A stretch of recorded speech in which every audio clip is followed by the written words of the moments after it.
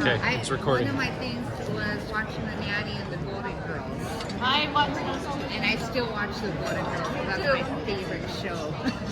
I laugh more now, I think. Me too. When I was young, I was like, but now I love it. Oh, I think I love it. I've been watching them forever, for decades now.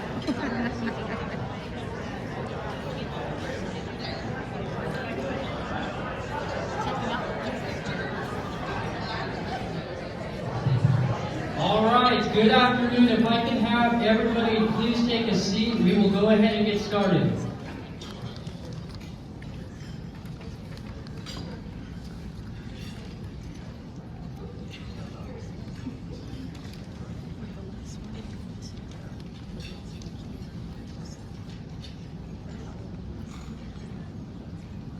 All right, so for all of those that don't know who I am, I'm Noah Comerford, the President and CEO of the Latino Chamber of Commerce. I'm also joined here with Austin Walrod, our membership coordinator, along with Dante Bartulo, our intern, and the all other coordinator. So anytime that we've needed something done, he's worked a lot with the candidates. So all of us did a great job in making this happen today for all of us here in the room. Before we hear from the candidates and get into the good stuff, I do have a couple of awesome special guests here with us that I'd like to recognize. First off, the City Council of Pueblo President Heather Graham is with us. Along with Regina Maestri. And we also have several representatives from the Sheriff's Department. Thank you guys for keeping all of us safe. And for School District 70, we have Ed Smith, the superintendent, along with several board members who were actually up on this stage a year ago. Ann Wilkes, AJ Wilson, and Chris DeLuca. And one more, I apologize, John Christensen. I'm not sure if I saw him yet.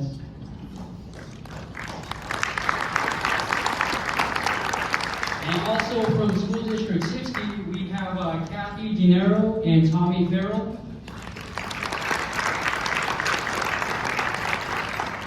And we also have our close friends at the Pueblo West Chamber of Commerce, Amy Gasparetti and Jen Myers.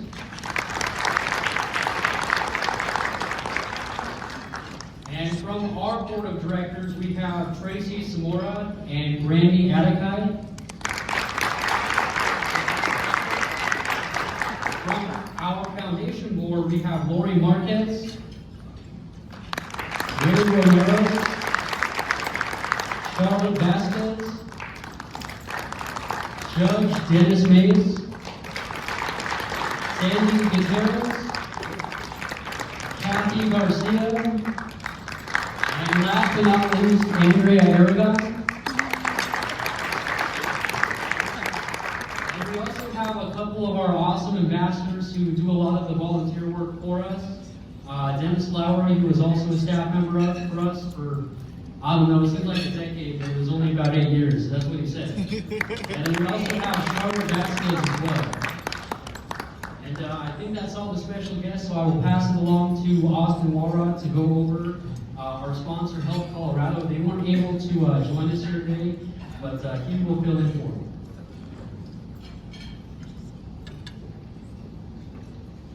All right, yeah, so we'd like to thank our sponsor, Help Colorado, for making this event possible. Help Colorado has been a valued member since 2014. Help Colorado is a community-based healthcare plan that supports a network of providers in 19 counties across southern Colorado.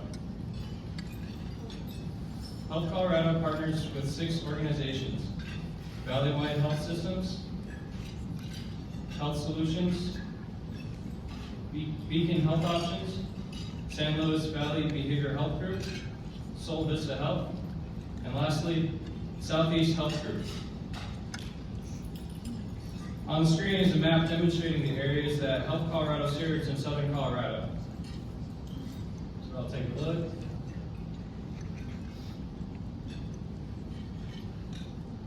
The role of Help Colorado is to provide health benefits to all their members using a single plan to treat the whole person and improve their health conditions. Their goal is to strengthen coordination of their services through a team-based care system, all at an affordable price. They plan to promote member choice and engagement in their future. For more information, you can visit their website on screen. You can also follow their social media platforms, also available on screen. If you'd like to contact them directly, please email Kathy or call them. Thank you again for making today possible.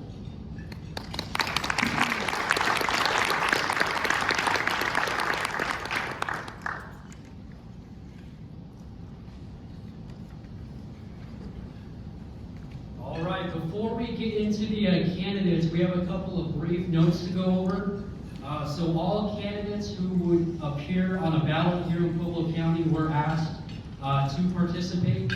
And of that, we have 32 candidates here in the room, so that's why it looks really full. So that's awesome to see a lot of really cool ideas, just a good work ethic, a lot of diversity in the room.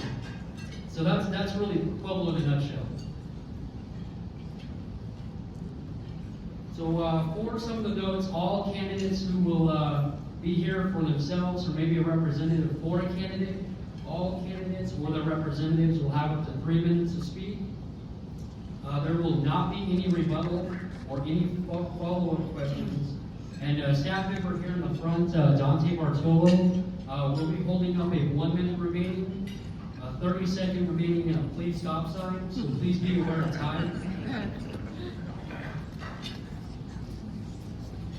And other than those brief notes, I just want to remind everybody that today is not a debate by any means. So please be respectful and appreciative of everybody speaking, everybody's values, everybody's ideas. It takes a lot to run for office. I personally have never done that, but I can see the headaches and the stress it causes anyone who has ever run. And they've taken a lot of time out of their day, their job, and away from their family to be here with us today. So whether you're running for office at a local level, volunteering for a board, maybe just being a leader for an organization, or just being a mentor to somebody in the community, it's really special to hear from you and to learn why you deserve the people's votes here in the county and throughout the state. And other than that, I will conclude by saying enjoy the day, have fun, and enjoy the weekend. So up first is the U.S. Senate race. Mr. Michael Bennet was not able to join us here today, so we will have Mr. Joe O'Day come up to the stage.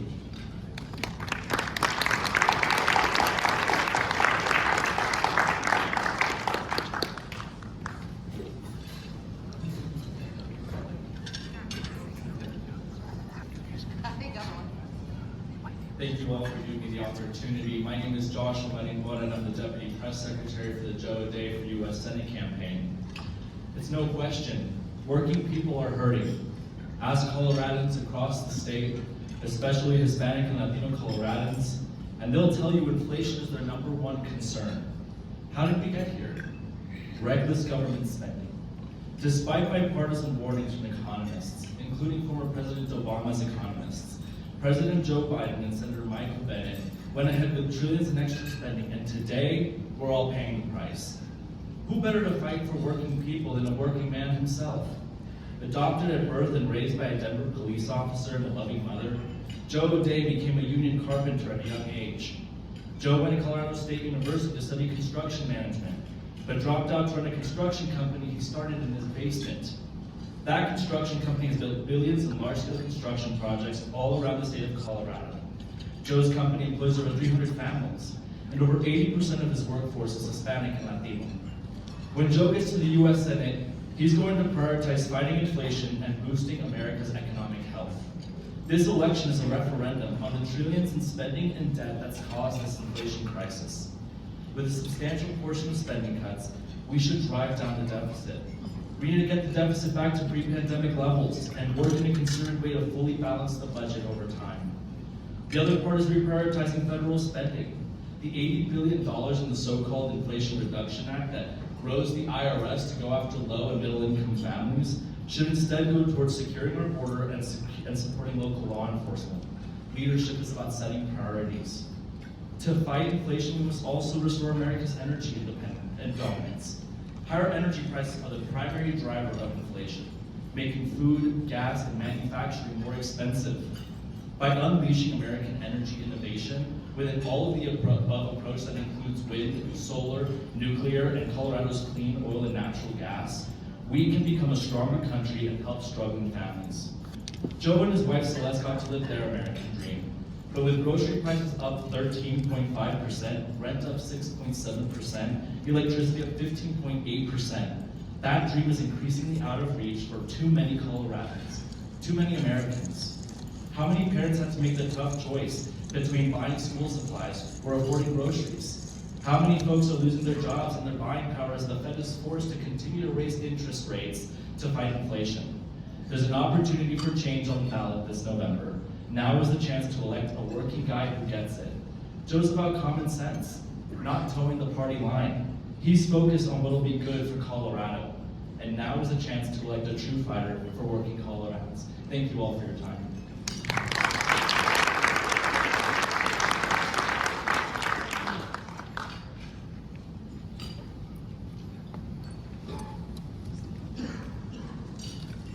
All right, and up next is the representative to the 118th U.S. Congress, District 3. And this race is between Adam Frisch and Lauren Boebert, both with representatives here with us. And speaking first will be Miss Lauren Boebert's party.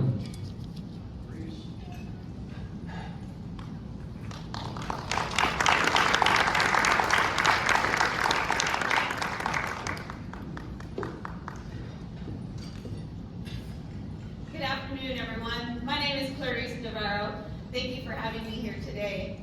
As a Hispanic conservative, I'm often asked, why am I a Republican? My answer remains the same.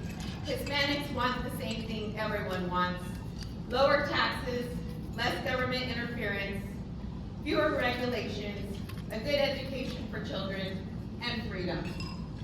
These are the things that Congresswoman Boebert stands for, and I stand with her. She is a strong voice for the 3rd Congressional District in Congress, and she is exactly what we need. She takes her job of being a voice for the people very seriously, and she has made a difference. She fights the left every chance she gets and has had success stories, even though Nancy Pelosi runs the show. From our all-important natural resources, where she has secured $48 million for the U.S. Forest Service, to our community health centers, where she has secured $1.74 billion that will provide medical care to rural communities throughout the district. She knows our water is precious.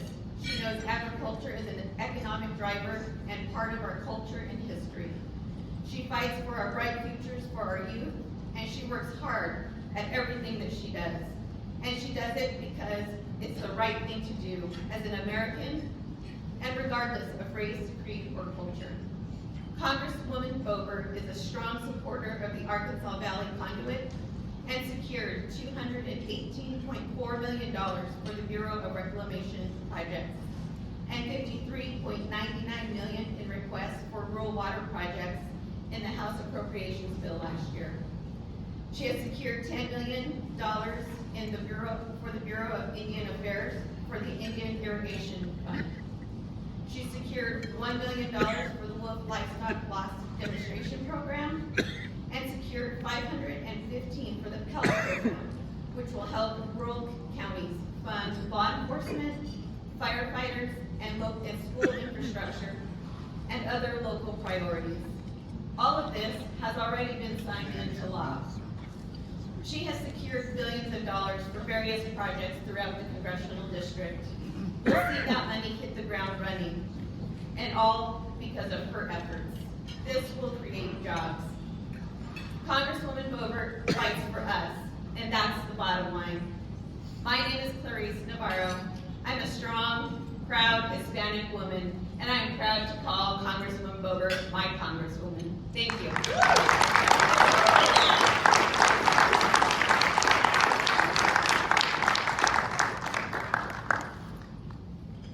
Up next we will have the representative from the Adam Frisch party.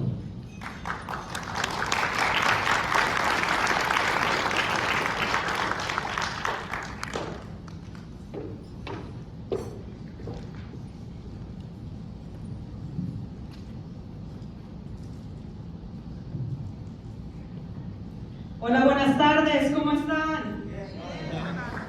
Good afternoon, everyone. I'm Sandoval, and I want to thank you for allowing me to speak on behalf of Adam Frisch, our next representative for Congressional District 3.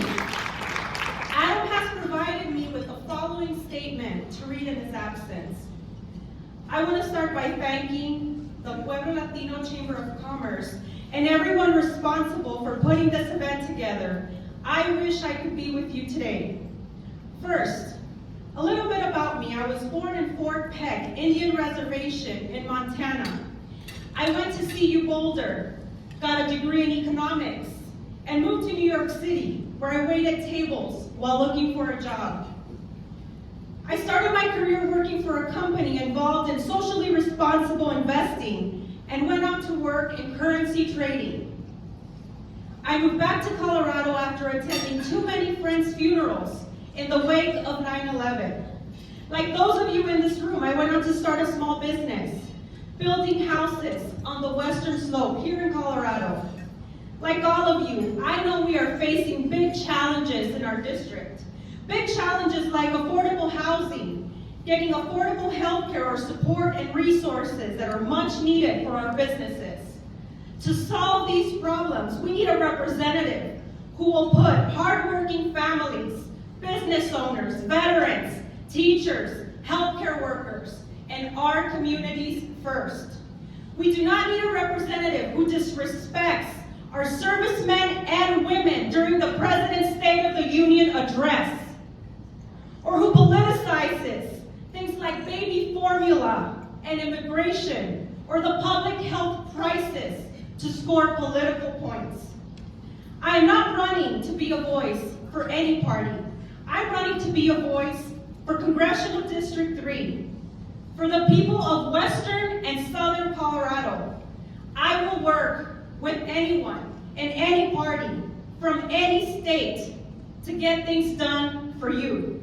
On inflation, I will work to tackle the problems in our supply chains, pursue and all of the above energy policy to lower energy prices, put forth policies to build affordable housing and increase housing stocks to make sure everyone can afford a roof over their head, and fight unnecessary spending that only undercuts the value of a paycheck.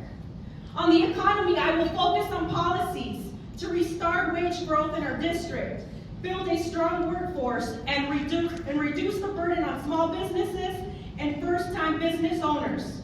On healthcare, I will build on the good pieces of the recent Inflation Reduction Act to lower drug costs and expand access through telehealth and other channels. On ag, I will actually do the work to make sure our farmers and ranchers have the tools and resources to flourish and allow the next generation of farmers to remain in our district. Who do you want in these committee meetings in Congress when Congress is deciding how to support small businesses? Who can you actually count on to fight for lower energy and healthcare costs for you and other workers? In order to defeat Lauren Boebert, I'm asking for your vote this November because serious times demand serious leadership. Gracias.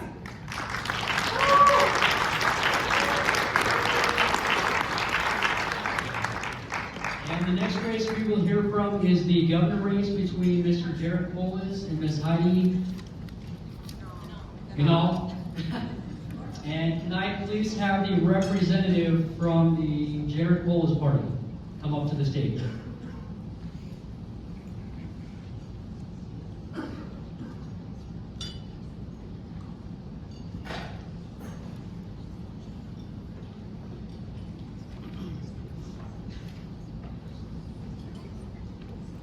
Hi, good morning, everybody. I'm Diane Boebert, Lieutenant Governor, working alongside Jared Polis.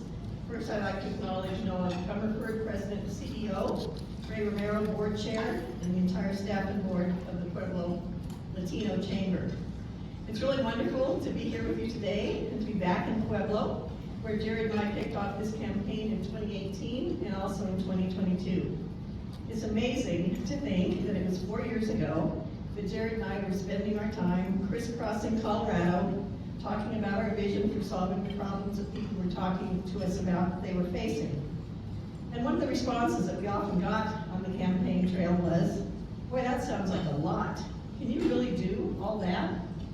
Well, we got right to work, and I'm proud to say we're getting the job done. We've worked hard to create opportunity for Coloradoans, whether that means making preschool and full-day kindergarten free, cutting taxes for hardworking families and small businesses, or reducing healthcare costs, which is the issue that I've worked on most myself. I know from personal experience that if you don't have your health, you don't have anything. Almost 34 years ago, I was a working mom living in Arvada. One day, I was diagnosed with breast cancer and told that I wouldn't live for 5 years. I lost my job, and while putting so much energy into figuring out how to live and make myself well, I also had to figure out how to support my 2 daughters, physically, emotionally, and financially. So every day, Governor Polis and I go to work with the health, safety, and economic security of all Coloradans as our #1 goal. That means making healthcare more accessible for every Coloradoan by reducing premiums by an average of 20%, saving families in Pueblo an annual average of $6,100. That means encouraging businesses to stay in Pueblo, which is why we provided state incentives to help the Pueblo Mill break ground on a new $500 million long rail mill. And that means investing in our downtowns and our economic centers, which is why our Revitalizing Main Streets program invested over $2.1 million to revamp Union Avenue and Main Street here in Pueblo. This is what progress looks like. There's still a lot of work left to do, and the next election will determine whether we keep delivering on the issues like these, or whether we veer off in a chaotic direction. Listen, folks, we only have 39 days left until Election Day, and only 17 days until ballots go out on October 17th. This election matters. It truly matters who we have leading our state. That's true when times are easy, but it's especially true when times are hard. Jared Polis and I will never stop fighting for the progress we've made on doing what's right for Colorado. Thank you for having me here today, and I look forward to continuing to work with you and all to make sure that the brightest days are still ahead. Thank you.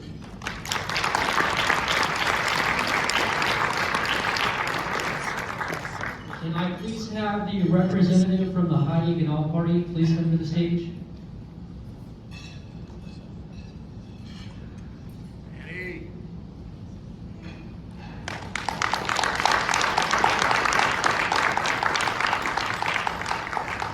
Good afternoon. My name is Danny Moore, and I'm running for Lieutenant Governor. Just a little bit about myself. I'm a product of the projects in Louisiana. I grew up in a large family. I was number 7 out of 8. I joined the Navy and spent 24 years in the Navy before retiring as Master Chief. I started a small business 11 years ago, an aerospace and defense company, and that company today exists in 5 different states and 2 different countries. I tell you all that because I know the meaning of hard work. I know the meaning of getting up every morning and working with a group of people to focus on a goal.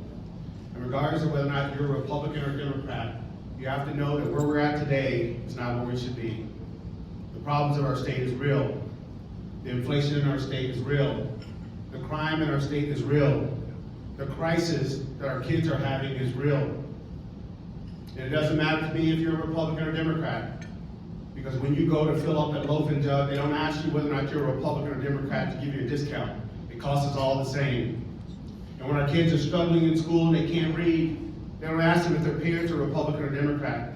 Our problems require unity to solve. These are real problems. I know this because when I graduated from high school, my state was 49 out of 50. And so I struggled when I went into college. But I overcame that. And what I'm telling you is there's hope, there's opportunity. Heidi Ganal and I have a plan.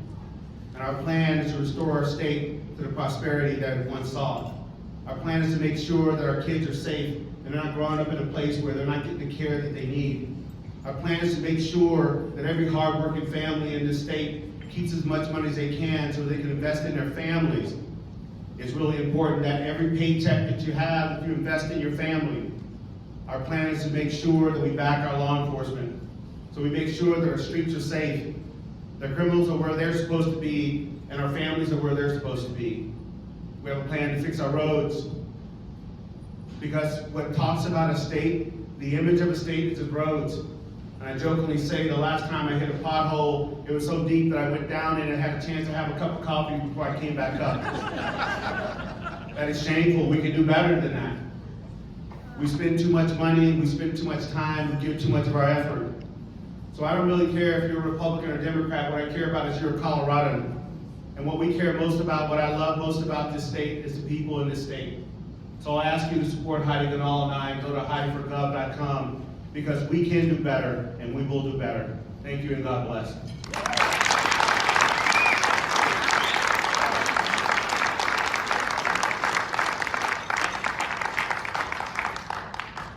The next race we will hear from is the Secretary of State, Ms. Jenna Griswold, and her party were not able to join us. So can I please have Pam Anderson come up to the stage?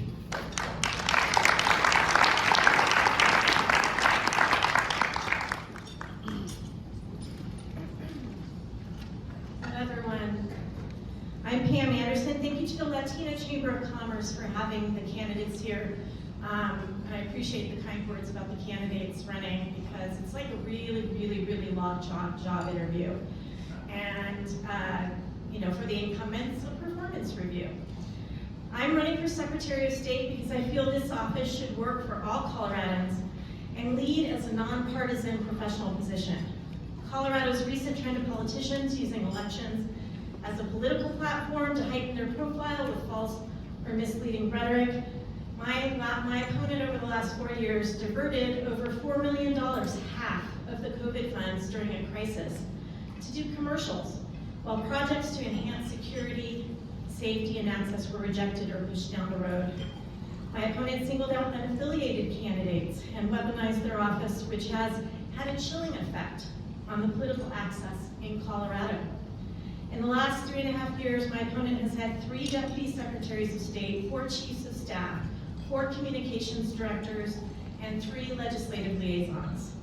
This lack of leadership and focus and excessive turnover has created instability and is just one measure of the unprecedented poor performance that impacts our businesses, our charities, and our nonprofits all over the state.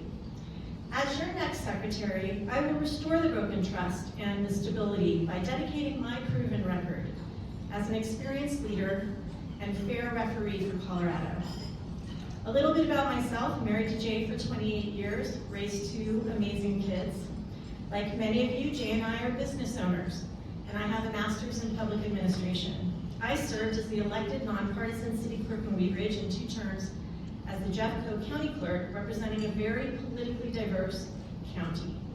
I have successfully run over 20 federal and state elections, counted millions of ballots, and been supportive as a leading elections expert for many more here and across the country. As president of the Colorado County Clerks Association, I represented outstanding election heroes. We built our systems for elections that improved access, transparency, and verifiability. I'll bring that experience to continue to improve our elections. I want to introduce you to Karen Long. She's sitting back there at the table. She grew up in Los Animas and served as the Democratic County Clerk for Adams County, and she's enjoying a much-deserved retirement here in Canyon City. She is one of those election heroes with me and my colleagues that put voters over partisan politics. And it's that professionalism I will restore. It's why I've been endorsed by over 40 unaffiliated Democratic and Republican election heroes who know that I will work for voters. I'll continue to fight for voters and stand up to tell the truth about evidence-based elections, even when it's not politically convenient. And I'll continue to work over the last 2 decades, and was humbled to be featured on the cover of Time magazine this week as a National Defender of Democracy. It's a destination, not a stepping stone, and I hope you can join me in continuing that work. Vote Pam Anderson for Secretary of State.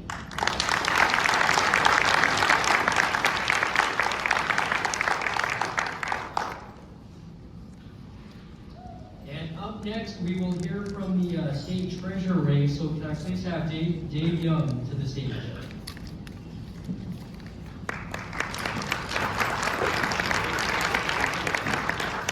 Good afternoon, everybody. I'm Dave Young. I'm your state treasurer. It's been my honor to serve you for the last 4 years as state treasurer. When I ran for this job in 2018, I came around and told people that the #1 job of the treasurer is to protect the taxpayers' dollars. And over the past 4 years, it's kind of a no news is good news situation. There hasn't been any news of any loss of taxpayer dollars. We've been working very intensely in the Treasury to make sure your tax dollars are safe, and that's something that I know people care very deeply about. And I have to say, when times are tough, economic conditions we all know are difficult, the energy level and the intensity in the Treasurer's office ramps way up. We've answered the call.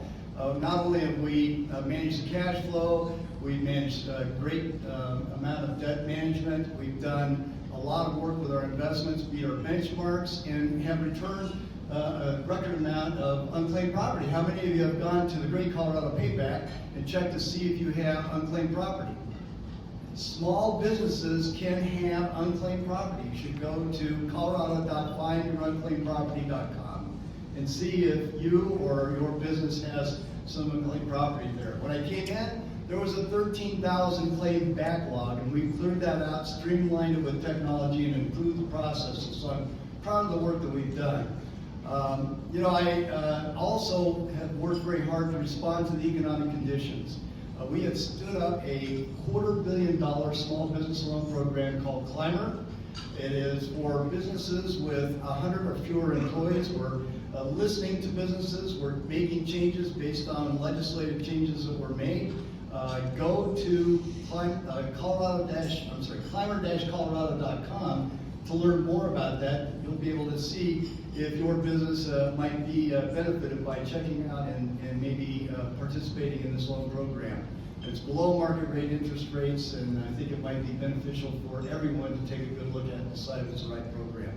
I'm also working on retirement. I'm a member of the para board. How many of you are para members? I have worked hard. You may or may not know this, but I am a former teacher. I taught for 35 years. I've been a para member since 1975, and I stand strongly in support of para and defend it to make sure that that is a viable and a successful retirement program.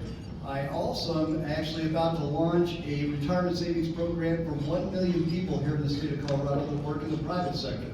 And we know a lot of small businesses really have difficulty trying to stand up a retirement savings program in your business, but we are actually going to provide and facilitate that ability for you to become competitive with other businesses so that you can actually offer a great retirement program for your employees. So it's a pleasure. I count on your support, DaveYoungForColorado.com, and look forward to working with you again in the next 4 years.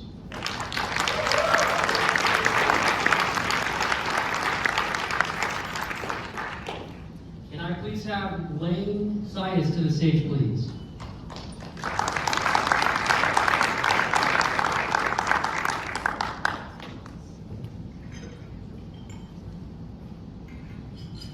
Well, thank you very much, Noah, and thank you to the Latino Chamber. It is wonderful to be back here in this room as I have been before.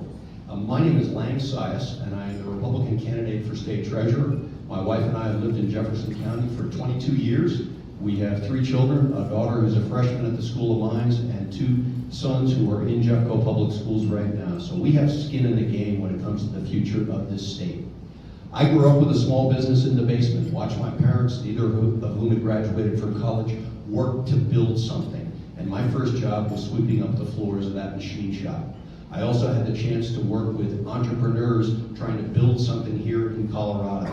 And I mention this because I have a gut level respect for the people who work hard to build what is the bedrock of our economy. You should be celebrated and never ever vilified.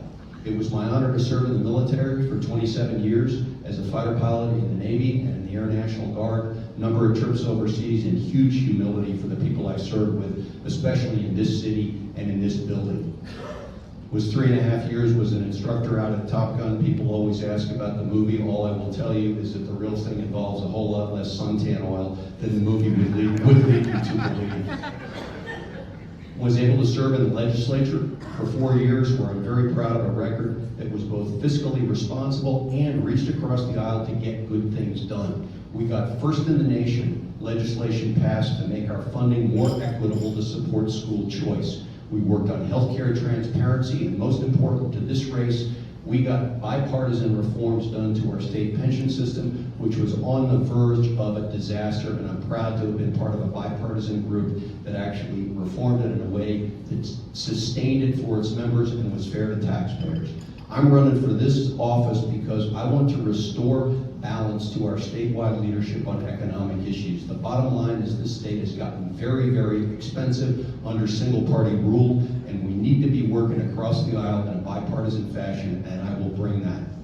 I will run that office in a responsible and fiscally prudent way. I will be a strong and independent voice on para, because that is going to take constant supervision. I'm the only candidate with a record of leading and reform on para. I will always support our taxpayer Bill of Rights, because you should be able to vote on your tax increases and your tax refunds. I will always stand up for that. The current treasurer used the power and influence of that office to try and abolish those refunds forever. Let that sink in. I will always advocate for cost-benefit analysis of our regulations, because we should always know what the impact is on our businesses and on our consumers. And finally, I will insist that we measure ourselves not just on how much money we spend, but just like businesses do, on the results that we actually get. Thank you all very much. It would be my great honor to serve you. Lang Size for Colorado Treasurer. Have a wonderful day.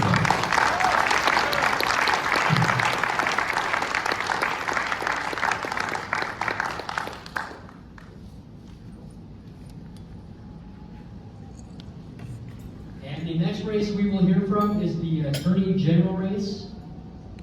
And up first, we will have Mr. John Kilner.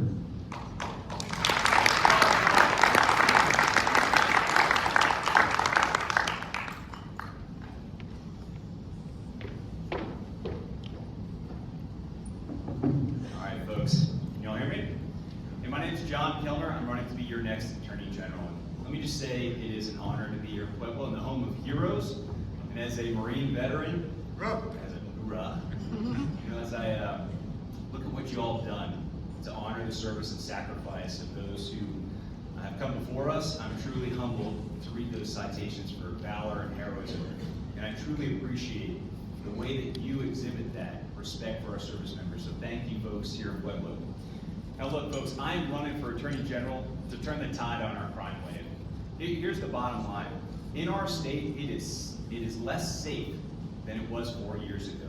We're at a 25-year high in violent crime. We're number one in terrible statistics, like number one for auto theft throughout this entire country, number one for bank robberies, and with the second highest increase in fentanyl overdoses across the entire country. We can do better, and we should demand better. So let me talk about that. You know, I've been a crime-fighting prosecutor since I joined the Marine Corps, and now as the elected district attorney for the largest judicial district in the state of Colorado, serving about 1.1 million people. And I've been advocating for common sense policies that are going to turn the tide on that crime wave. You know, just this last year, I was at the Capitol, along with the Chief of Police for Pueblo, and we were advocating strongly to keep guns out of the hands of convicted felony car thieves and drug dealers. And I was dismayed to see that on the other side was not joined by our current Attorney General, Bill Weiser, the person who is our state's chief law enforcement official. And let's think about fentanyl as another terrible example of where our state is now. In 2019, when the legislature was debating whether or not to decriminalize the possession of fentanyl, make it a misdemeanor to possess enough fentanyl to kill everybody in this room many times over, at a time when we needed the voice of our chief law enforcement official, Mr. Weiser did not show up. He did not advocate for the safety of our communities. And what we have now is more than 900 Coloradans who lost their lives to this poison, including 29 children between the ages of 10 and 18 in the last school year alone. Look, as a district attorney, I've been fighting the cartels and the way they peddle this poison using the power of our grand jury. We've seized hundreds of thousands of fentanyl pills from our streets. As your Attorney General, I will do that using our statewide grand jury, but on a much broader scale. I will bring a statewide focus to what is truly a statewide problem, and we will find solutions. And I'd be honored to be your Attorney General, to turn the tide on our crime wave, to fight for your rights every single day, to make this a safer place to raise a family and start a business, and yes, advocate for your incredibly important water rights, whether it is from people downstream or federal overreach. Folks, my name is John Kellner. I'd be honored to have your vote and support this November. Thank you so much.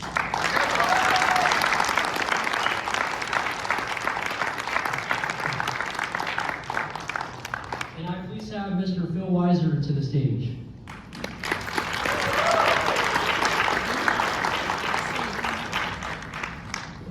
It's great to be back in Pueblo. Thank you all for your engagement. I am here as a first-generation American.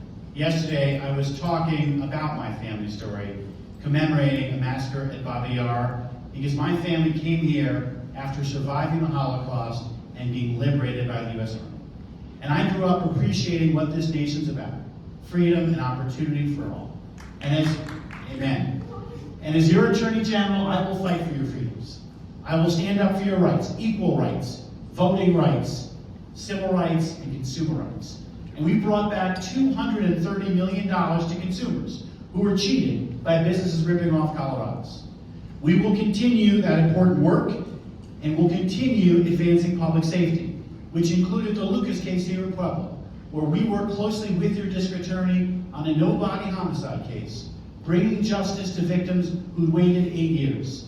And in the San Luis Valley, we stood up for victims and enforced the crime victims law that had never actually been enforced before, and we're going to make sure that victims are honored and respected.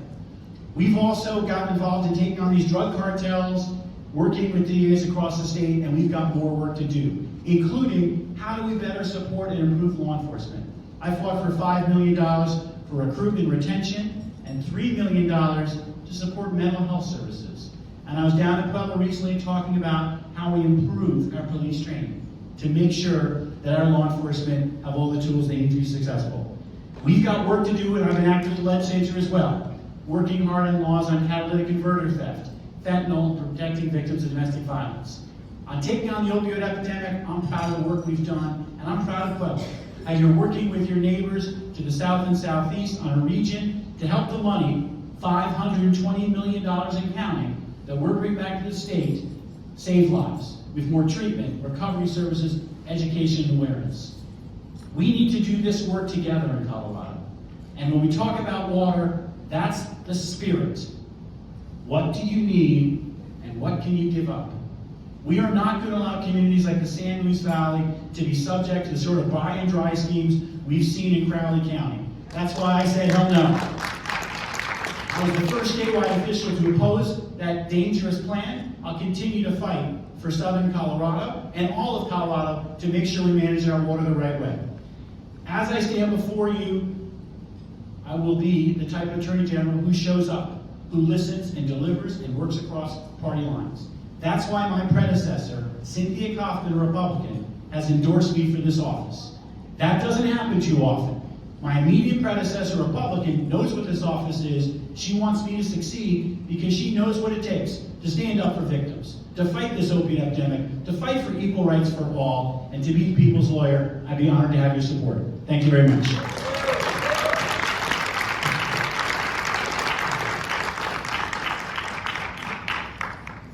And up next is the race for the State Board of Education. Mr. Dan Malloy was not able to join us, so can I please have Kathy Boebert to the stage.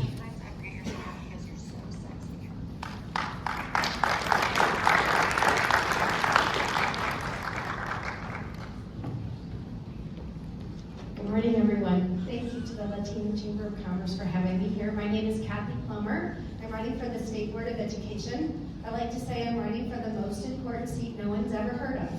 So here we are. What does the State Board of Education do? The State Board of Education is an incredibly important board. They oversee the academic standards for all 1,900 plus public schools in the state, and they oversee accreditation, they choose the commissioner. What is decided at the state board affects every district in the state, and I'm running because I truly believe that Colorado should have the #1 public education system in the nation. We should be a model. There's no reason that we aren't. We have one of the most educated populations. We have one of the most hottest economies, and we have great educators and administrators working every day to help provide our kids a great education, and we have parents and community who want to partner and give our kids what they need. We know education is the great equalizer. Kids in Pueblo, kids in Yuma, kids in the Metro Front Range all need the chance to succeed because their public ed is the bedrock of our democracy. Thank you. So it's always good to talk about kids. A little bit about myself. I just finished 8 years on the Adams 12 Board of Education. Adams 12 is the 6th largest school district in the state. We have a very diverse population. We have schools that have 10% free reduced lunch kids, schools with 80 to 90%. We have over 90 languages spoken. I think it's really important to have someone with experience who's worked on the ground level, take that knowledge up to the State Board of Education so we make really sound policy. And again, who we prioritize is always our children. And we need to make sure, again, we're offering well-resourced classrooms. We're offering diverse course offerings. We are making sure that kids have access to both education that will prepare them for college, but also for career and tech and education careers. I'm the mom of 3. My kids graduated from the public school system. They were fortunate they were ready for college, and that's what every child deserves. But again, had they chosen a different path, our public schools need to provide that. I'm a 30-year public health professional. Check, 1, 2. Worked in a variety of fields. Check, 1, 2. Cancer prevention and control, falls prevention, and most recently helped COVID-impacted families get access to food, rental assistance, and things like that. So I also bring to this position a knowledge of all the issues that come to school with our kids, so that again, we address their mental health, their academic needs, and we help them get to where they need to be so they can follow the future of their choosing. My name is Kathy Plummer. I'm running for State Board of Education at large, so everyone can vote for me. Any of your friends across the state, you can learn more about me at plumberforcolorado.com. Thank you.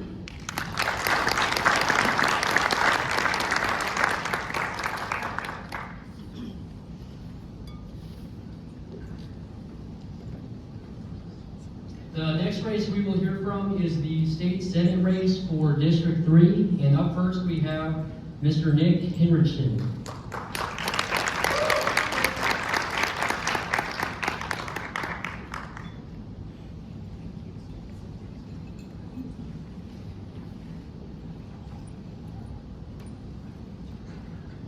Thank you to the Pueblo Latino Chamber for hosting this. My name is Nick Henrichsen. I grew up in a proud Union family, and one of the earliest, most enduring memories of my childhood is my grandfather on the 4th of July. My grandfather was the president of the local Lions Club, and every 4th of July, from as early as I can possibly remember, they ran a charity fundraiser during the fireworks show, selling popcorns and soda. And I would sit with him and hear lessons from him about his time in Korea and what it meant to be an American on this special day. And the things that I got from that were twofold: that American democracy is precious and we have a responsibility to preserve it, and that the strength of America comes from its middle class, and the promise that no matter who you are or where you're from, if you work hard and play by the rules, that middle class is open to you. I took those lessons when I went into the Army and served in Iraq and Kosovo, and when I came home and chose Pueblo to be the place to raise my family. I got in this race for the same 2 reasons. I'm concerned about the state of our democracy, and I'm concerned about the state of our middle class. And I got to work on those issues in the short time that I was in the legislature.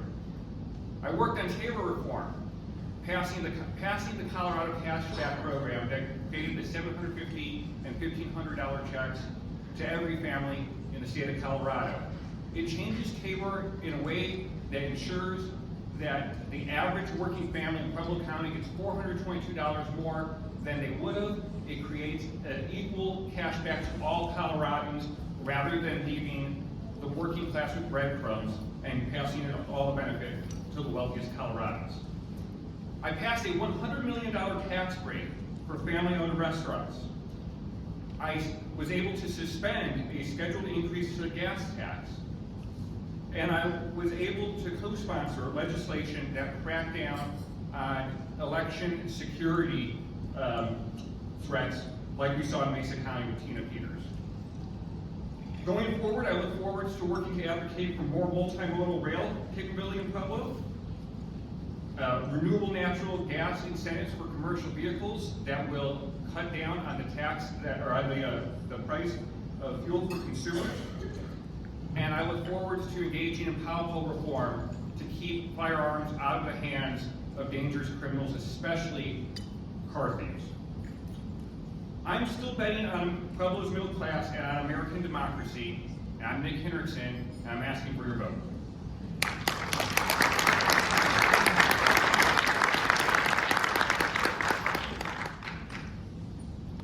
Can I please have Regina Maestri, who will be speaking on behalf of Mr. Stephen Varela.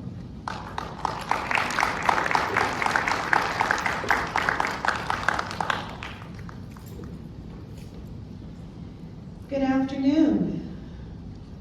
I like these forums. We get to listen to the dreams of the candidates and really understand the realities of the incumbents and where we're at today as a community. And with that being said, I'm honored today to speak on behalf of Stephen Varela, candidate for Senate District 3, which represents all of Pueblo County. Stephen had a prior commitment today. He's working for the Colorado Missions of Mercy at the free dental clinic at the fairgrounds, and so he's unable to make it today. But first and foremost, oh shoot, I hate these things. First and foremost, Stephen is a husband and a father of 4. He's a combat veteran who served 2 tours in Operation Iraqi Freedom. He served as the youngest elected federal union president across the nation, protecting veteran service workers. He currently serves as a board president to a local charter school and is a board member of the Pueblo County Planning and Zoning Commission, along with being a board member of the Pueblo Zoo. Stephen is the only Latino Chicano candidate running for state legislation from Pueblo County. Stephen is a people candidate, not a party candidate. And he believes that small business is the backbone of our country and that Latino-owned businesses are the future of our county and nation. His belief is why he is endorsed and supported by the Colorado Chamber of Commerce and the NFIB, Small Business Association. Stephen also believes the civil rights issue of our generation is parental choice. I come here as a citizen today, not necessarily as a local leader, speaking on behalf of Mr. Varela, because our community is in crisis. It's in crisis with crime, homelessness, mental health issues, and drugs. And I believe that Stephen is the candidate that's going to repeal this poor legislation that was brought forth by previous candidates that we elected into office that sponsored these bills. And we cannot change our community here on a local level until we change it on a state level. And so we need to support candidates that are willing to repeal the bad legislation and and restore law and order back to our community. With that being said, I I say vote for Varela in 2022 to help bring change to our community and restore our values here in Pueblo. Thank you.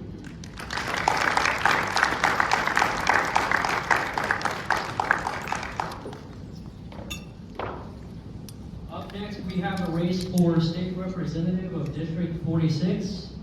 And I'd like to call Jonathan Ambler to the stage, please.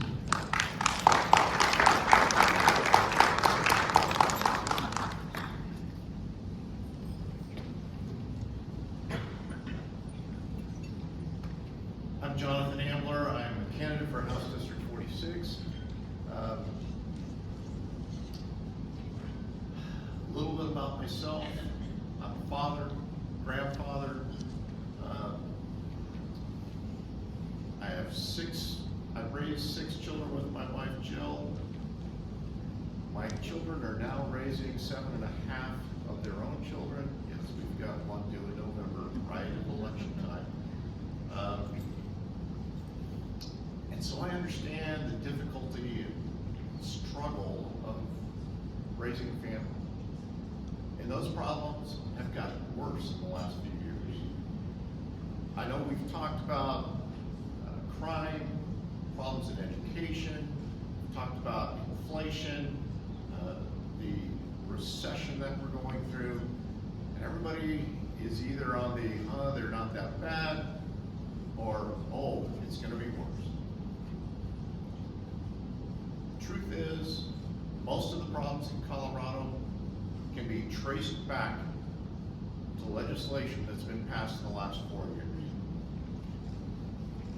We need representation that represents us instead of party politics. We simply need change. In the last 10 years, we've doubled the state budget. And so you should ask yourself, do you feel twice as safe as you did 10 years ago? Do you feel like your education is twice as good? Do you feel like you're twice as safe?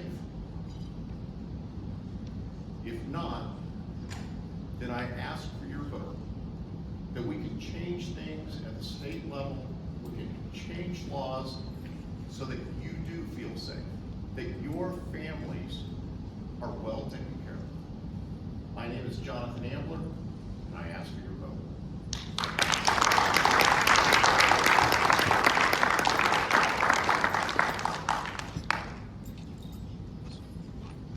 Can I please have Tisha Lynn Morrow to the stage, please?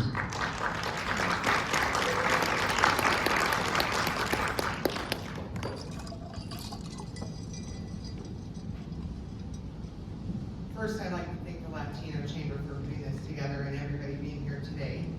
My name is Tisha Morrow. I am a native Puebloan. I grew up southeast of Boone, Colorado, on an 800-acre farm with my family. It was a family-ran farm. So I was raised as a farmer, started working on the farm when I was 8, 9 years old. I can run a tractor, I can irrigate, all that good stuff. I went to all District 70 schools and CHUP here in Pueblo, which was USC at the time, says I'm that old. After college, I met my husband. We bought our own farm in Vineland, where we still have it, and we raised our 2 boys there. And they went through all District 70 schools as well, and they're out on their own, quite successful, very proud of both of them. From there, I entered the workforce, where I started at the Pueblo County Clerk and Recorder's office. I learned how to do car titling. From there, I took that knowledge and went into the auto industry, where I started as title clerk / receptionist, and worked for 24 years, working up the ladder until I got as high as I could go without buying into ownership or anything like that. So I was general sales manager. So what I'd like to do is take my life skills from being a lifetime Puebloan and knowing the issues, my leadership skills, my management skills, and take that to the state to work for Pueblo. Because I'm familiar with the problems, and I think I can take my negotiation skills, work across the aisle, work for Pueblo, and be a very loud voice to get the money to fund the projects that we need to solve our issues, education, crime, homelessness, etc. So I know you're going to hear a lot of speakers today, so I'm going to keep it short. I'm Tisha Morrow. I'm here to ask for your vote. I think I am the person for the job. Thank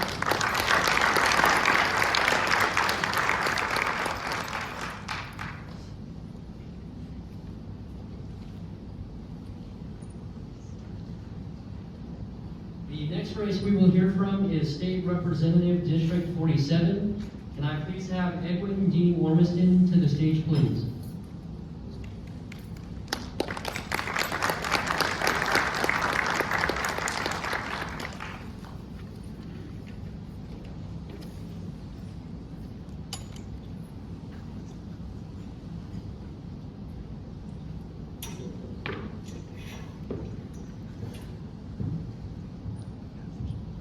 Well, I better be sure you can hear me. My name's Dean Ormston. I was born and raised in this Colorado in Baca County. I wasn't born in a log cabin like some of these real famous people, but I was born in a rock house way out in the middle of the plains in southeast Colorado.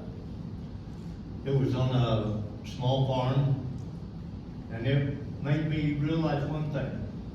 In this country, you can start from anywhere, and the sky is the limit. And that only happens in this United States of America. And I'm proud to be a citizen. I'm proud to be a Coloradoan. And I will represent my district and all of Colorado to the best of my abilities and all of my energies if I'm elected. And you know, I hear a lot of lip service, I call it, when people say, well, I'm going to do this for you, I'm going to do that for you. I think actions speak louder than words. And cowboy mentality says that for every problem, there is a solution if you just search for it. And you give it your undivided attention for 10 minutes. And if you can't solve it, maybe you better retreat and start from a different angle. And what I tell you, I speak from the heart. I won't lie to you. I'm not going to tell you things just so you like it. I will tell you what I really believe, and I believe in the people of this state. Some people talk about everything in the world, and I'm going to tell you a little more about myself. I'm married. My wife, Pilar, is one of my best supporters. And she tells me sometimes the best man for a job is a woman. You know, I don't argue with that a whole lot. Because sometimes the person is the one that has the job. We have 3 grown children. They're professional people. And I'm very proud of my children. My wife is a teacher here in Pueblo. So she is familiar with this area. And I have been a teacher in southeast Colorado. I was an educator. I have a degree in industrial arts education. I understand the problems of health care. When you get as old as I am and you're on Medicare and insurance and a limited income, so to speak, Social Security and retirement is very important. And we need to make sure that our children have the access to these things and have enough to live on. And saying that, I've said all they're going to let me say, so please vote for me.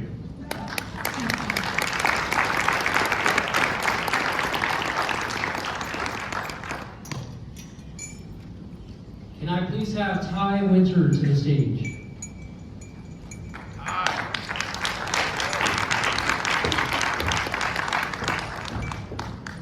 Good afternoon, everybody. First of all, I'd like to thank the Chamber for having this great event. The food was good and a room full of good people. My name is Ty Winter, and I'm going to be your next representative in House District 47. A little bit about myself. I was born, raised, and still live on a 4th-generation farm and ranch in Los Animas County, a little bit north of Trinidad.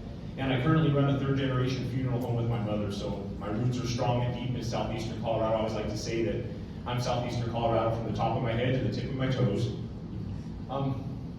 It's great to be with you here all today, and there are a lot of issues that we're facing, and I'm going to be short and sweet, but I just want you to know that I'm going to work at the state capitol to reduce crime. I'm going to work to protect your constitutional rights and personal freedoms. I'm going to work for education, and I'm going to work for school choice, parental rights, trying to make Colorado energy independent so it don't hurt you at the pump, try to do some things that will bring down this inflation, and agriculture. Most of my district is agriculture, including Pueblo County. I have it on the Mesa, and agriculture is a huge driver in the state of Colorado, and we need to protect our egg producers. Food is a national security issue, folks, and without the egg producers in the state of Colorado, this great meal wouldn't be on your tables today. So I'd ask you, please check out my website, www.tyhd47.com, and I ask you to pledge your support to me. I have the energy and the fire in my valley to travel such a large district and get the job done for you all at the state capitol. And I would ask you to see that. Just remember, elections have consequences, and know that when Ty Winter gets to the state capitol in January, he's going to be fired for the residents of House District 47. Thank you.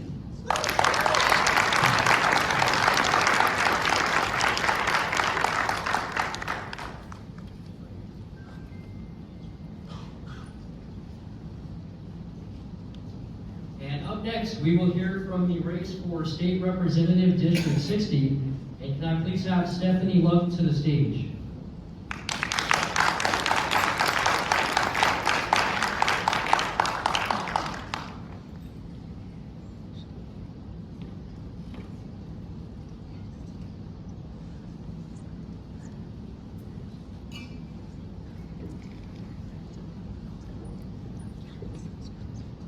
Good afternoon, ladies and gentlemen. My name is Stephanie Luck, and I currently serve as House Representative for District 47, but due to the redistricting, I am now running for House District 60.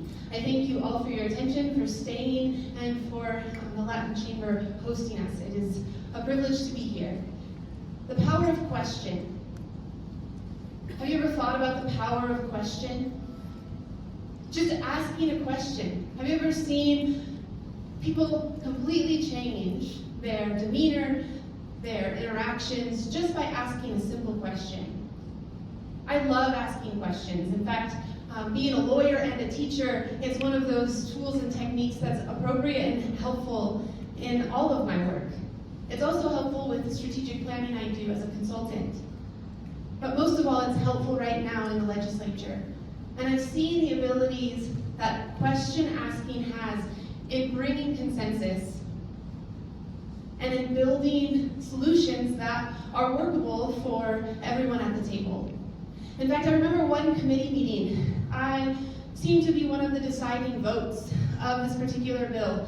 And so I'm rushing to committee and I get stopped by this wall of lobbyists, some in favor of the bill and some against it. And I am still undecided walking into the room. I don't know where I stand on this bill. I have a lot of questions I want to ask. And so these lobbyists, they come and they try to persuade me of their client's case. And I ask them some questions, and I say, I still don't know where I am. We'll see what the committee hearing brings. And so throughout the committee hearing, I am asking question after question after question. And we get to the closing comments phase, where the legislators make a statement, if they so desire, as to the reasonings behind the vote they're about to cast. And I had a colleague who said on the mic, you know, when I walked in this room, I was going to vote in this particular way. But as a result of Representative Luck's questions, I've actually changed my mind and now I'm going to vote this way. I think there's a lot of power in asking questions, and I fear that more and more we are afraid as a society to ask good questions.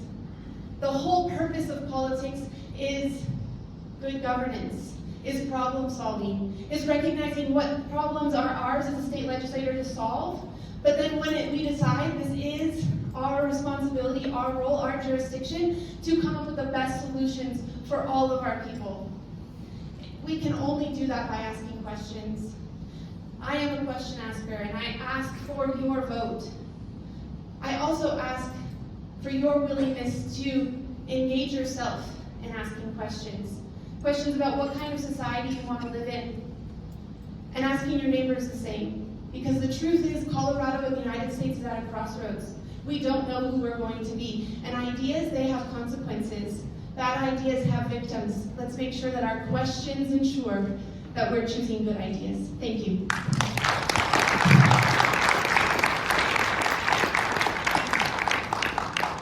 Can I please have Ms. Catherine Green to the stage, please?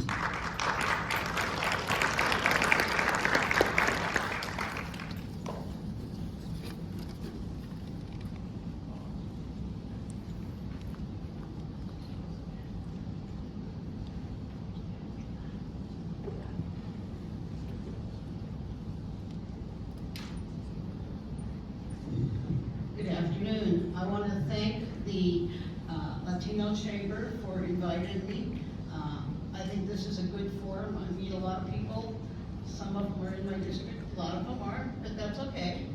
Just so you know, I am Catherine Reed. I'm running for House District 60. That covers East Chaffee County, Pueblo West, Fremont County, Teller County, and Custer County. So it's a good area, it's a big area. I moved to Florence about 2 years ago because it was time for me to get out of the city. I grew up in the Eastern Plains with a family who had a ranch, and then we lived in a small town because we lived in Crowley County. And so I think I have a grasp of rural issues, and I think that's a good portion of one of the reasons I wanted to run. I believe that we need to work hard with the water. When Phil Weiser mentioned what happened to the water in Crowley County, I was growing up there when that happened, and he's right. We shouldn't let that happen anywhere else, because Aurora bought the water, and now it's not suitable for dryland farming, but that's what they're trying to do because there's no water. Other things that are important to me are education. I want to make our schools the best we can make them, because I think we need that. Colorado has the capacity and has had previously the capacity to be basically #1 in the U.S. in schools, and we need to get that back. The other things I am pretty much working with is I feel like I should work with seniors issues just because it affects me directly, but also it affects other people.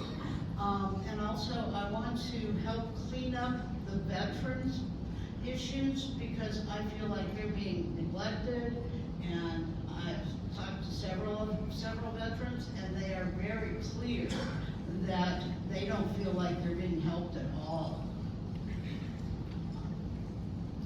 Otherwise, I just want to be able to represent the people that are in my district, do my best to make everything as clean and clear as possible, to make sure that we have adequate representation, and that I can work with the people in the legislature to bring home the best of all. So I'm Catherine Green, House District 60. Please vote for me. Thank you.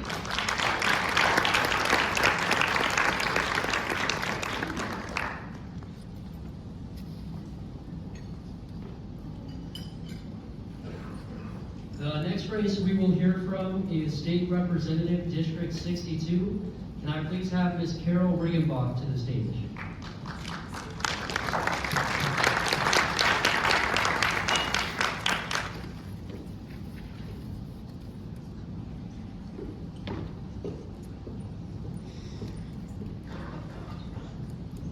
Thank you all, and Noah and Dante, thank you for doing this, and the Pueblo Latino Chamber of Commerce, this is great, and all of your staff. Cool. I'm Carol Riggenbach. I'm a 4th-generation San Luis Valley native. I'm also a Native American from the Cherokee and the Choctaw tribe. We, the people of the United States of America, have the right as citizens to enjoy our freedoms and rights under the Constitution. We need to respect the memory of many who have died to give us this freedom and responsibility. That's why I'm here today speaking to you. I want to represent these people and all the people of District 62.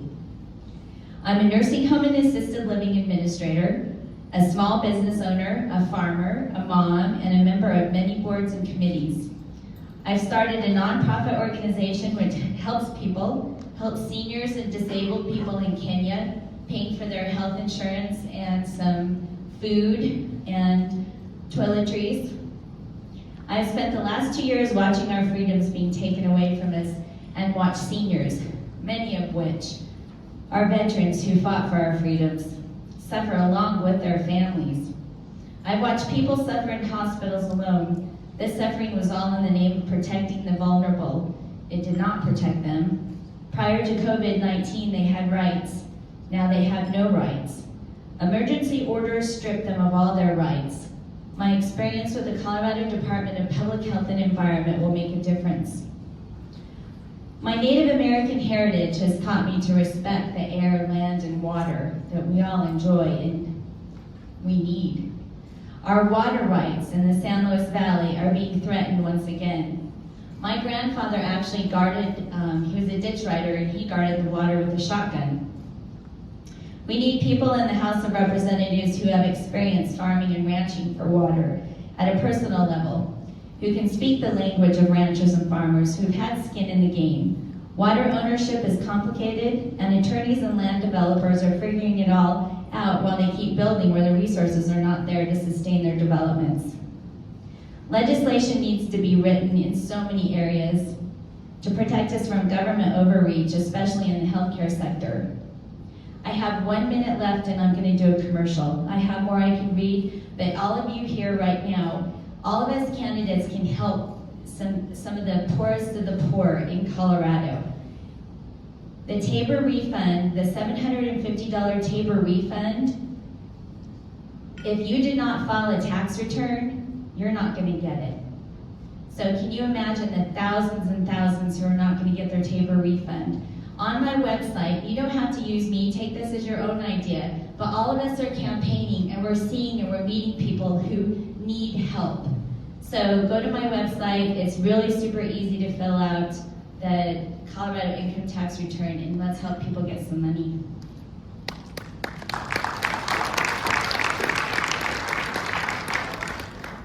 Can I please have Matthew Martinez to the stage?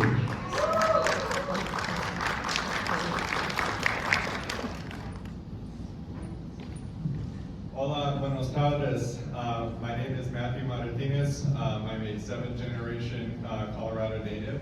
I want to thank the Latino Chamber for hosting this event and allowing everybody to hear about our candidates. So I was born and raised in Monte Vista, Colorado. I'm a graduate of that high school, and then after that I was in the United States Marine Corps, and I'm an Operation Iraqi Freedom veteran as well. Thank you. After that, I earned my bachelor's degree at Adams State University, and I started helping veterans on their way back and integrating into society. And eventually, now what I'm doing is I'm the director of our prison college program at Adams State University, helping incarcerated students get their life back together all across the nation, right here in Colorado. So what are the issues that I want to focus on? So I want to focus on 4 main issues for this election cycle. So first, fighting the RWR proposal that's coming into the San Luis Valley and trying to take water out of the San Luis Valley and sending that into Douglas County. I absolutely oppose that plan, and I want to make sure that we are supporting our water rights owners and making sure that we are not diverting water to any part of the state. Next, I want to pass a rural Colorado economic incentive package focused on southern and rural Colorado to making sure that the state is investing in rural Colorado just as much as they are in the Denver and Colorado Springs areas. Next, I want to focus on helping out our community health center network as well as our local hospitals throughout the district, providing them with support and making sure that they can continue to expand services, particularly in telehealth, and making sure that they continue to do a good job at serving the people, making sure that people do not have to decide to put food on the table or go into the doctor when they're sick. And last but certainly not least, as a veteran, I care about veterans' mental health issues. It's something that I've faced and I've helped other veterans face throughout my time since I've been out. And I want to start a Colorado State mental health initiative and making sure that we are serving our veterans, because right now the VA is limiting our veterans to four mental health visits a year when they are not in crisis situation. I think that Colorado can step up and making sure that we're going to take care of our veterans if the VA can't. Last but certainly not least, I have spent my entire life dedicated to public service, serving the underserved, and fighting and advocating for people that need it the most. I am running to be your next state representative, to making sure that I want to be your voice at the state capitol in Denver, advocating and fighting, and above all else, be your voice. Thank you.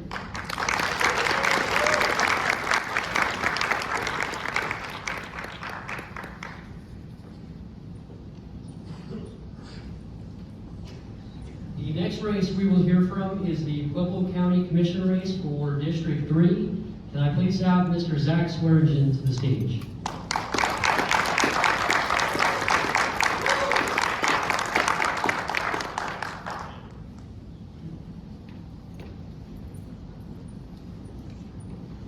Still a few people left. Hey everybody, thank you for having me. Thank you to the Latino Chamber for putting this on. Thank you to the Event Center, and thank you to the people who probably aren't in here anymore that provided us our food. That is a big deal. My name is Zach Swearingen, and I'm running for Pueblo County Commissioner. First and foremost, I am a father and I am a husband. I am a small business owner here in Pueblo County. I've started 2 brick and mortar businesses here since 2016. I am a U.S. Navy SEAL veteran, and I am a Pueblo County native. That's all. It's mainly Pueblo people over here now, so I went to St. Anthony High School. It's to know that. So as long as I can remember, I've had this deep desire for service, whether that's serving nearly a decade in the military. I served as the vice chair of the Pueblo County Planning Commission. I served on the board for PDI, Pueblo Diversified Industries. I've served on the board for the Home of Heroes. I served the city by being a part of a team that allocated the initial rounds of COVID funding for businesses, and I served on the Pueblo Meets Business Project. So service is a big part of who I am. Leadership, I have held leadership in almost every position or every career field that I've ever had. A lot of times I didn't ask for that. Specifically in the military, you don't ask, you're voluntold for it and chosen by your peers and your superiors. But I did hold leadership throughout my time in the SEAL teams. I've led in business, I've led on boards, I've led in this community. At the end of the day, I am a leader, and I'm proud of that, and I'm asking to lead for all of you and for this community as a whole now. So my top priorities going into this position would first and foremost be public safety, reducing crime, and addressing homelessness. Everything that I'm going to say as far as priorities to get done here is going to take all of us.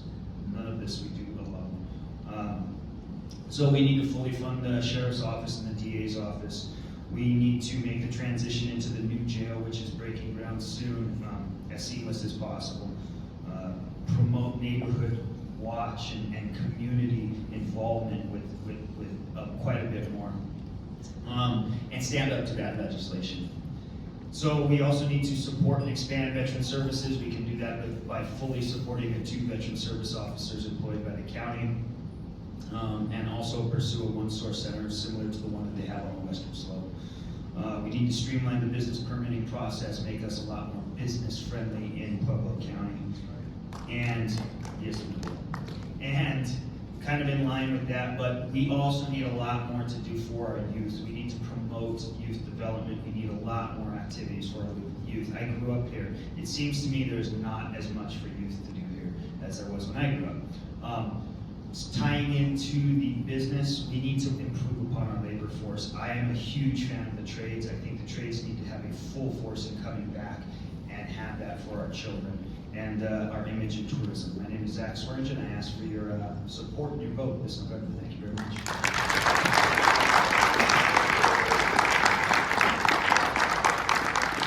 Please have Roxy Painelli to the stage.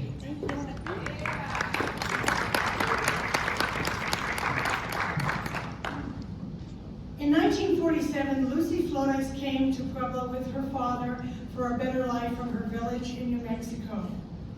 She went to Pueblo Catholic High and she achieved a scholarship to go to college. However, she was told, "You little Mexican girls don't ever accomplish much or do well." And that was given to someone else. Lucy Flores was my mother. However, that little Mexican girl raised 5 children who did go to college and who did do well, because they didn't defeat her. Lucy Flores kept the faith and the hope that her children could be given better opportunities. Even though we struggled as children, my brothers and I, we thrived, we did well, always assuming that our children and their children would also have opportunities to succeed and to do well, to live well. Well means health, safety, success, fortune, and thriving. But right now, that concept is hard to grasp. We seem to be moving backward. But no time for blame, just time for action. My name is Roxy Painelli, and as County Commissioner, My mission is to let every child and adult in our community know that we can do well.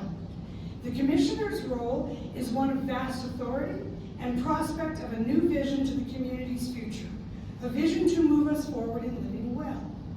So that our schools have mental health professionals providing wellness, that affordable housing is not a jail cell, but available homes for teachers, working families, artists, musicians, and that economic development means strong union jobs that provide dignity and decent pay, that small business owners can thrive, that veterans are safe and provided for, that our rich creative culture can flourish and make Pueblo an exciting town, that we are environmentally and physically clean, that homeless population is evaluated to meet the basics to survive, that our law enforcement should be supported with resources and an FBI presence to eradicate heinous crime that terrorizes our neighborhoods, rendering them unwell to live in, that our town is a peaceful place well worth living in. We are all very weary of the criticism that our town is the worst. Oscar Wilde said, "The best revenge is to live well." Let's take out that revenge on our critics. Let's start living better and very well. My experience in education, legislation, union leadership, business, budgeting, negotiating, advocacy, activism, project creation brings me to a very seasoned place to work with the other commissioners, to partner. Put your faith in me. I promise to always put your wellness first. And vote for Roxy for a safer, stronger Pueblo. Thank you for your kindness and your consideration. Onward and upward for Pueblo.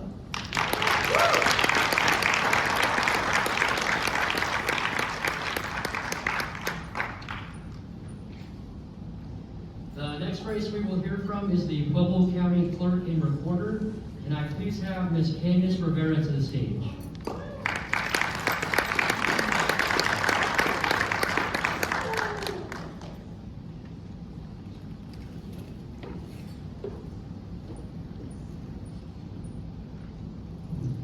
Thank you to the Latino Chamber and Health Colorado for hosting us today.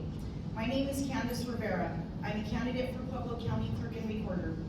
I am the best candidate for this position because I care about people, transparency, accountability, and the processes for this office to be efficient and professional.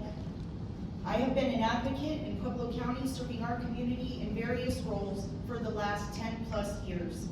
Prior to that, I managed my own business as a minority, woman-owned small business federal contractor for 20 years.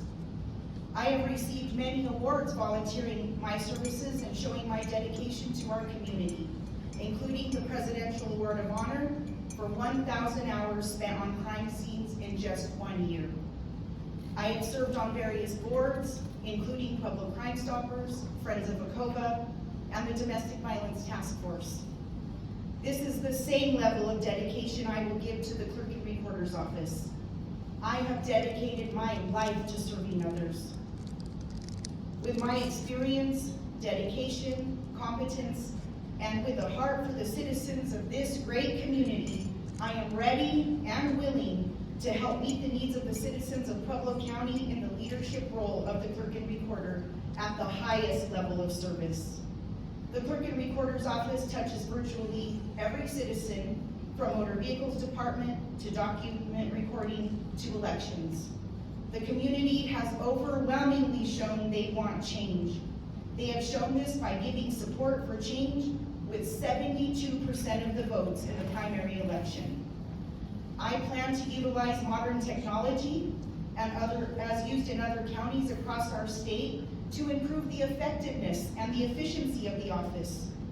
I know the sanctity and importance of our elections. Our team will work tirelessly to get election results to the public as quickly as possible while maintaining accuracy and transparency. My goal is to bring all areas of the clerk's office to the highest level of technology while maintaining the utmost level of transparency and the maximum level of customer service. My party affiliation has no bearing on the job I will do in this office. The beauty of this seat is that it serves all people. I am ready to work diligently for you, for the people of Pueblo County. I am listening to the citizens, and 72% said they wanted change. I am ready to deliver what the people of Pueblo deserve as your next Pueblo County Clerk and Recorder. I ask for your vote in the November election. Vote Candace Rivera. Together, we can improve Pueblo County for all of us.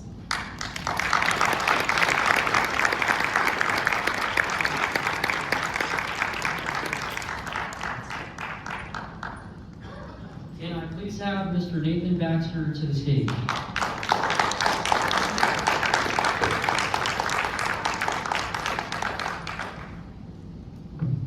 Well, good afternoon. It was morning when we started. Most of y'all know me. Some of y'all know, hey, how you doing? Yeah. I'm Nathan Baxter. I'm running for Pueblo County Clerk and Recorder. I'd like to thank the Chamber for having us here today, and especially Dante. Where's Dante? I don't even know how many questions you had to field from candidates trying to figure this out, but great job. I'm going to start a little bit about myself. I've lived in Pueblo for 10 years now. I was born in Huntsville, Alabama. I was the child of a space program family. My father was with Apollo and Saturn, Gemini, so forth and so on. We moved to the Springs in the mid-'70s when high tech moved west, and Dad went to work in Pueblo at the test track, which many of you may be aware had a lot of fast stuff out there. I attended Colorado Springs Christian School and Mitchell High School in Colorado Springs, graduated in 1990, and joined the United States Marine Corps, where I served for 8 years. Thank you. I went to work after the Corps. I went to college in the Springs, got out, went to work for DirecTV. I began at an entry-level position, working my way all the way through to an operations manager position. I've served as an operations manager for multiple Fortune 500 companies over the last 20 years. I've handled recruiting, training, day-to-day operations, budgets in excess of $50 million. And then I went to work for USAA, also as a fiduciary. Interesting qualifications to be a fiduciary, right? You've got to be responsible with money. You've got to be responsible with your own, or you don't pass the background check. And you've got to be responsible with your public and the customers, or you get fired with a chain, right? So I've got experience in all aspects of operations. Guys, look, my wife is a third-generation Puebloan. My son was just born. He's 3 months old. He's a fifth-generation Puebloan. Pretty cool. And we've got to do some things differently in this city. None of us are happy with where we are. We see crime through the roof. We see inflation through the roof. We see homelessness on the streets. We see all of these issues.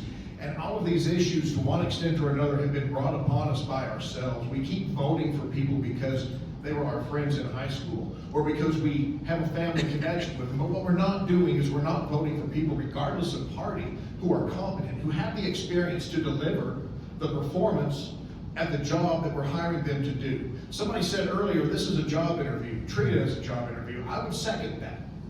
Look at the people you're talking to, look at their background, look at their experience, and figure out what they can bring to the community. Because if we keep electing people based on the same things we had in the past, we're going to keep getting the same things we have now for our future. And those of us with children particularly do not want that. Guys, my name is Nathan Baxter. I'm asking for your support and for your vote in November. Thank you very much.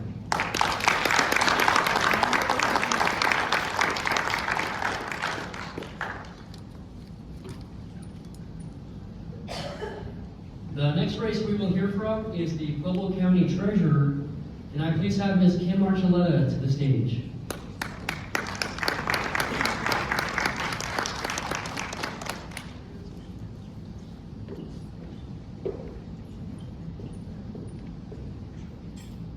Good afternoon. Thank you to the Latino Chamber for hosting this wonderful luncheon and for giving me and all the candidates an opportunity to speak. I am honored to be here with you as a candidate for Pueblo County Treasurer and Public Trustee. I am proud to call Pueblo home. I am a graduate of East High School and earned my degree in Business Administration from Colorado State University, Pueblo. I am proud to serve my community by serving as chairwoman to 2 top regulatory boards, and most recently was appointed to a county oversight committee. Having worked in the Treasurer's office for the past 4.5 years, I have gained a priceless knowledge and understanding that the duties of the Pueblo County Treasurer's office far exceed the collecting of property taxes. It is also responsible for the flow of cash into and out of the county, investing funds that are in excess of what is needed at any given time, meet state mandated deadlines to pay all the various entities, and so much more.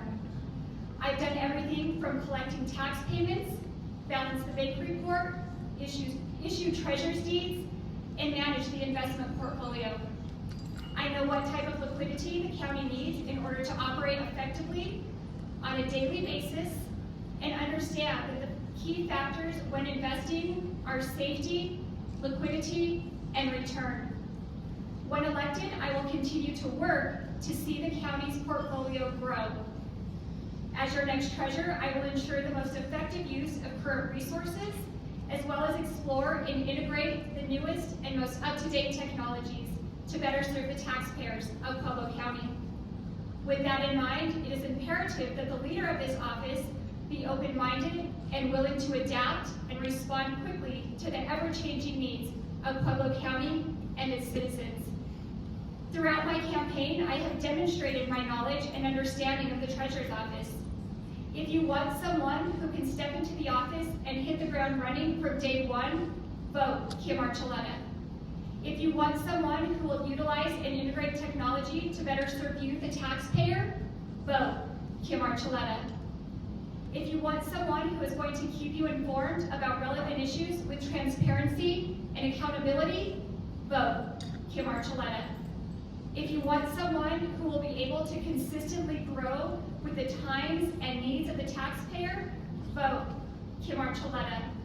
If you want someone who will be a good financial steward with your tax dollars, vote Kim Archuleta. As Benjamin Franklin once said, an investment in knowledge pays the best interest.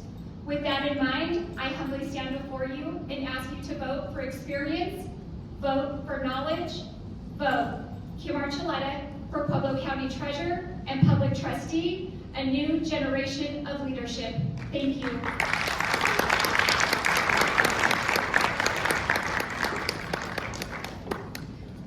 Can I please have Michelle Gray to the stage?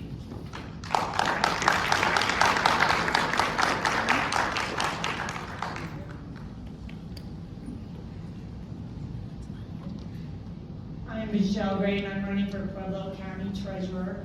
I graduated magna cum laude with a mathematics degree. I have a master's degree in mathematics with computer programming and engineering as an emphasis, and I also have a master's of linguistically diverse education. And I'm going to kind of cut to the chase. I am a 29-year veteran math teacher, 27 of those years here in Pueblo, Colorado in District 60.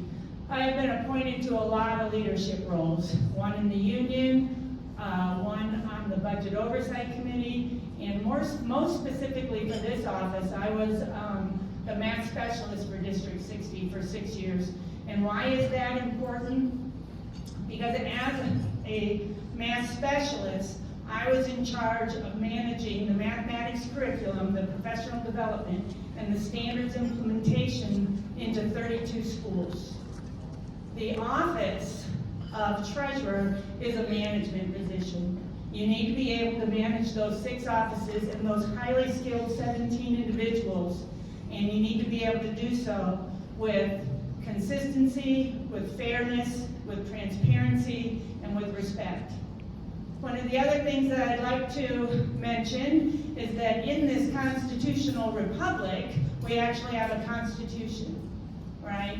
And I want to inform you that if you are delinquent in your tax payment, your tax bill, that in 4 months as treasurer, I am required to send you a notice saying that your bill has gone to auction.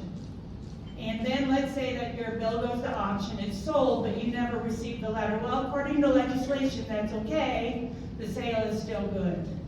We've also had legislation up at the state level that has killed bills in favor of property tax owners. And one of the things that I want to do in this office is make sure people are aware of their rights as property owners. I will work with people like Stephen Varela and make sure that legislation is passed that will protect property owners here in this city and county. I am Michelle Gray, and I will fight for your property rights. I will manage the office with fairness, with integrity, and I will serve you as a community. I have been in service for this community for over 30 years. I have 6 children, almost to be 10 grandchildren, and we have skin in the game. I am Michelle Gray. I'm asking for your vote November 8th. Thank you.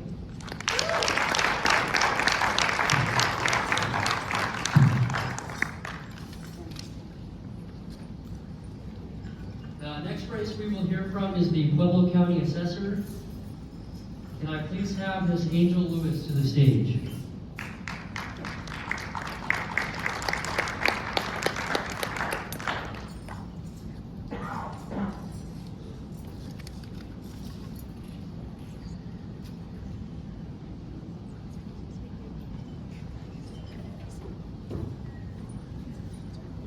Good afternoon, everyone. My name is Jane Angel Lewis, and I am your candidate for Pueblo County Assessor. I want to thank the Chamber, as well as Health Colorado, for hosting this event today. You know, I was rereading the email that was sent to me from the Chamber, and it said, "Why are you running for office?" And I thought about it, and I'm like, well, why is anybody running for office? Because they have a desire to serve the community. That's why they run. And with my education and experience as a real estate paralegal, realtor, and soon to be an attorney, I have not only the experience, but the heart and the drive to represent you, the citizens of Pueblo County. Except you're not from Pueblo. You're from Larimer, Fremont. Anyway, what is the #1 question I get asked on the campaign trail? What does the assessor do? Most people, when I say, hey, I'm ready for the assessor's office, they immediately come back and say, my taxes are too high. Well, unfortunately, that's outside the wheelhouse of the assessor.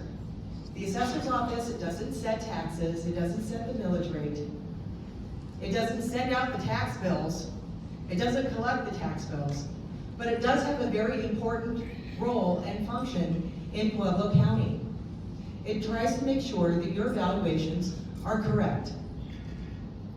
Now, Pueblo County has over 100,000 parcels. There's no way that the assessor's office can go and visit each and every parcel in 2 years. So they do what's called a mass appraisal, right? They take neighborhoods and they value the neighborhood. The role of the assessor is to make sure that that valuation is proper, that it falls within the statutory guidelines, which it's the market approach, the cost approach, or the income approach. They're given some leeway, 5% either way. My job is to make sure that it is down to that 5% on the low end, so that we're not losing essential services. But now with inflation, there's no reason why we should pay any more in property taxes. The valuation is reflected in the payment of your property taxes. So if your value is too high, you're going to end up paying more in property taxes. And what does that mean? That means your mortgage payment could go up. That means your property could be sold at tax sale if you don't have the money for it. It's important that the assessor act with consistency, integrity, making sure that the valuations are fair and equitable across the board. My name is J. Angel Lewis, and I'm your candidate for Pueblo County Assessor, and I ask for your vote this November. Thank you very much.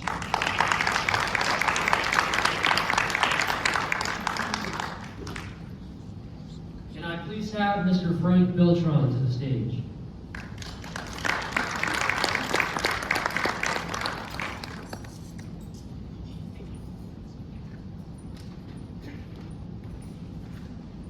Hello, my name is Frank Beltran.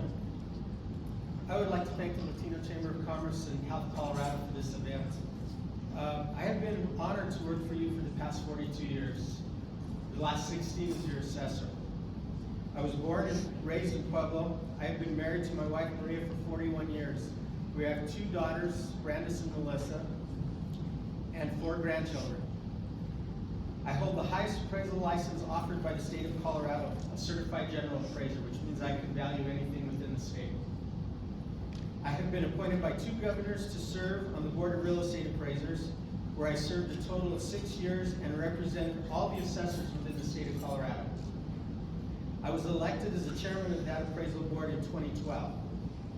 I belong to the Colorado Assessors Association, the Colorado Board of Real Estate Appraisers, the International Association of Assessing Officers, and the National Association of Latino Elected Officials. I started my employment with the Assessor's Office in 1980, working in the mapping department. Over the years, I've worked in every department within the office. You could say I grew up working for you. Throughout the years, I have always tried to be fair and equitable to all the property owners. I have followed the state statutes and to make sure that the office is always in compliance with state laws. I have always passed the state audit along with the rest of the staff. We have worked hard to do that. That's every assessor's dream, is to pass the state audit. I have always made sure that the assessor's office is coming under budget, which means it's a cost savings to you. I have been endorsed by the Pueblo Association of Realtors. My door is always open to listen to any valuation questions or any concerns. I would be honored to have your support for another term. Remember, experience matters. Thank you.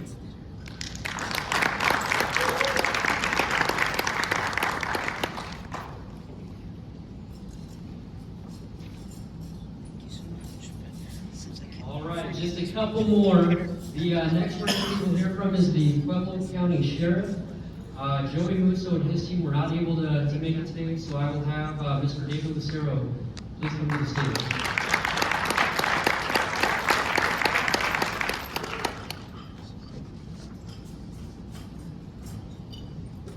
Well, good evening. Good afternoon, everyone. I would like to thank the Latino Chamber for always doing this, making your team always do a great job. I'm David Lucero. I'm your candidate for Pueblo County Sheriff. I was born in Pueblo. I graduated from Raton, New Mexico High School. I graduated college from CSU Pueblo. I hold a master's degree in public safety from the University of Virginia, and I'm also a graduate of the FBI National Academy. I honorably served in the Army National Guard and have been in law enforcement for over 22 years. I'm happily married to my wife for 22 years, and we have 2 sons. During my tenure with the Pueblo County Sheriff's Office, I've served this community in many facets, to include a patrol deputy, a major crimes detective, sergeant, internal affairs inspector, a detention captain, a patrol captain, a law enforcement bureau chief of detention, and I currently serve as the undersheriff for you all in Pueblo County. I share my increased responsibility during my time at the Sheriff's Office because it's important for you to understand what it takes to be a sheriff. I have investigated misdemeanors to homicides, traffic crashes to missing persons. I've taken on supervisory roles, all while gaining vast experience to lead this office, something my opponent cannot say. I've served as a board member for the Pueblo Child Advocacy Center, Pueblo Rape Crisis, Pueblo Crime Stoppers, as well as an ad hoc committee member to the Pueblo Justice League of the Human Relations Commission. I currently manage a fiscally responsible budget of $35 million, a staff of 394 employees, and over 150 volunteers, and the 517 souls currently confined in the Pueblo County Jail today. My education and experience set me apart from my opponent, as there is only one competent and qualified candidate talking to you today. Some of the challenges the Sheriff's Office faces are recruitment and retention of qualified staff. This said, we went from 76 vacancies in 2021 to our current number of vacancies of 43 today. We have doubled our HR staff to ensure an expedited hiring process to relieve the overtime that our deputies are working within the jail and in patrol. You see, a fully staffed office means improved response times and a safer environment for our detention staff. The work I've done alongside the current administration means by the time your next sheriff takes office, our staffing issues will have been resolved. As your next sheriff, I will focus on the safety and security of our community, as well as that of our valued and very professional employees. I recognize the 170,000 citizens within our county are my boss, and I will be visible and available to them and to all of you. I swore an oath to uphold the Constitution when I joined the service, and once again when I came to the Pueblo County Sheriff's Office 18 years ago, and I will continue to uphold that oath. If you'd like to learn more about me, I have some literature over here to the side. I would respectfully ask for you to vote with David Sarah for Pueblo County Sheriff. Thank you.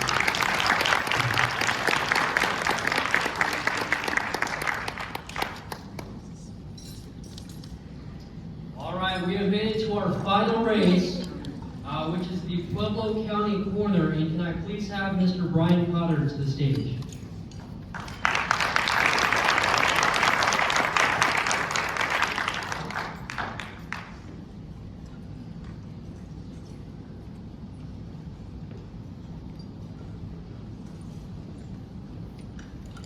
I too would like to thank the Pueblo's Latino Chamber of Commerce for hosting this event and the facility we're in, and especially you folks who are out there today taking part on the political scene on this level. It means a lot to have you out there gaining all the information you can about the candidates, so I certainly appreciate you being there.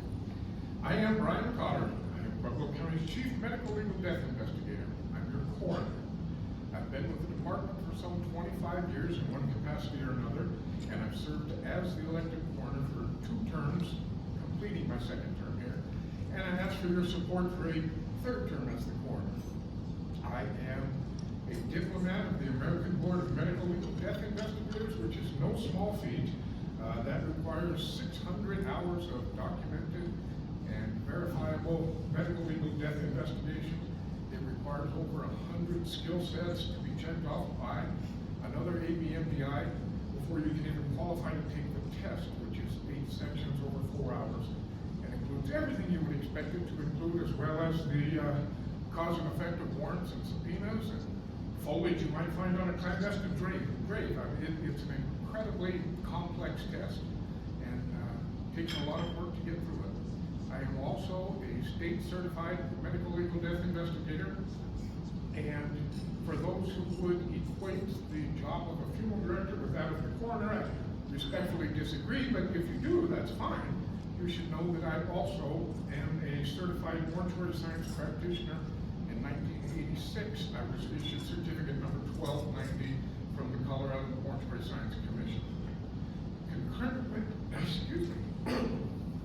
Concurrently, with my 25 years of service to the Pueblo County Coroner's Office, I also served 13 years with FEMA's Disaster Mortuary Operational Response Team.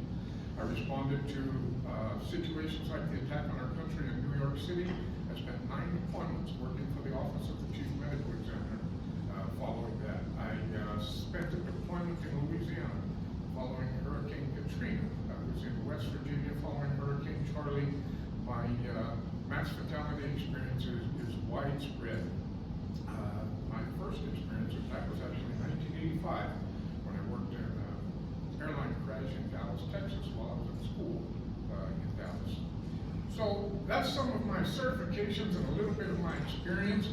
I would tell you 2 things. One, there is no time on this job for the chief medical legal death investigator to come in and get on-the-job training. We've opened 3 homicide investigations this week alone with all the other work that's going on, and we've discovered a clandestine grave. You have to be able to sign off on those things on day 1. So that's very important. The other thing I would do is put the thing in your pocket, in that we're going to have a new facility very soon, and my experience will best serve Pueblo County in spending that money. So thank you. I ask for your vote. I appreciate it.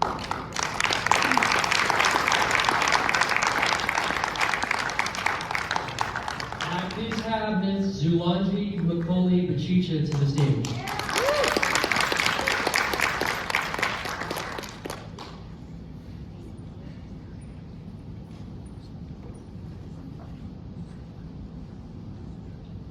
Thank you all for being here, to the Latino Chamber. Thank you for putting this on. My family and I have been strong supporters of the Latino Chamber for years and believe in the work that they do in this community.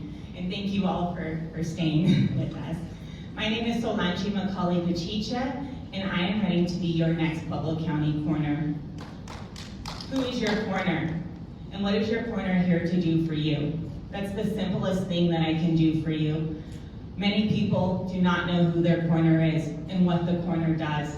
The coroner position is a very important position in our community that is often overlooked.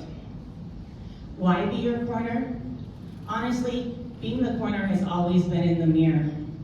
But I knew that I was going to need to possess what would benefit the office, knowledge, and the background. I have a business degree from CSU Fort Collins, a nursing degree from CSU Pueblo, I was an emergency room nurse, and then a lifetime background in death care. Yes, there are other certifications to be the coroner, and those certifications cannot be obtained until I become the coroner. So just as our current coroner has done, I will also do. I will receive those once I get the job. Every death matters. I've only been able to obtain one annual report for the past 2 terms of the coroner's office. Now, data may just seem like data, but those are people. These are the deaths of our loved ones, and we need to know why our loved ones are dying in this community. Doing so will help us do better as a community. The more we know, the better we can do. We need to know where our suicides are coming from. Our drug addiction is becoming so much more complex. What demographics are these affecting? And we need to work with local agencies to provide awareness and resources in those areas to help save our loved ones. Humanity, respect, dignity, and a legacy of compassion is something that this office needs to always practice, and what I can give the Pueblo County Coroner's Office. Yes, our investigation must be sterile, but not our interaction with our families. When you lose someone you love, happens to be one of the worst days of your life, and they can count on, Pueblo County can count on me being here for everyone. You matter, your loved one matters, your wellness matters. I'm a mom, a wife, a daughter, and a proud Pueblo County community member. I respectfully ask for your vote November 8th to be your next Pueblo County coroner. Together, we can make history.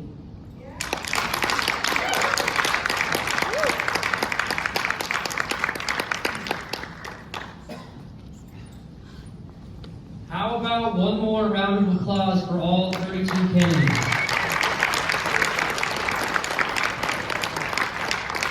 And this does conclude our 2022 September Candidate Forum. Thank you all for sticking out the wait a bit. If your boss asks why you're late, just say it was for a good cause. Other than that, thank you all for joining us. We hope to see you again soon and have a good weekend. Thank you all.